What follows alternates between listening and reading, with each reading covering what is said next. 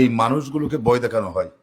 আমি তাদেরকে ভয় দেখাতে চাই, উচ্ছেদ করে দেন, এই মানুষগুলোকে উচ্ছেদ করে দেন, এতে বাঁচার কোনো অধিকার নাই, কোনো অসুবিধা নাই। কিন্তু আমরাও তোমাদেরকে উচ্ছেদ করবো। এখানে হোটেল মোটেল যেগুলো করেছ, সরকারি জায়গায় করেছ, লিস্ট নিয়েছ, একটিও রাখবো না আমরা যদি এদেরকে উচ্ছেদ করা হয়। এটা যদি প্রয়োজন হয় বিমানবন্দরের জন্য, ওই জায়গা খালি রাখা নেই কেন? কেন এখানে 20 তলা বিল্ডিং শুধু বড় বড় লোকেরা করেছে, বড় বড় রাজনীতিবিদরা করেছে, এখানে সাধারণ মানুষের জন্য সেখানে বরাদ্দ নেই কেন? আমরা জানতে চাই। যারা দেশে জন্মগ্রহণ করেছে তাদের মাথা গুজার টাইট যেমন থাকবে, তাদেরকে খতিয়ান মুক্ত করে একটি একটি জায়গা লিস্ট দিতে হবে। আর না হয় সমস্ত লিস্ট বাতিল করে এগুলো উন্মুক্ত করে দেওয়া হোক, সরকারি জায়গা, সরকারি রাজস্ব কাজ করা হোক। এই দাবি আমরা করছি।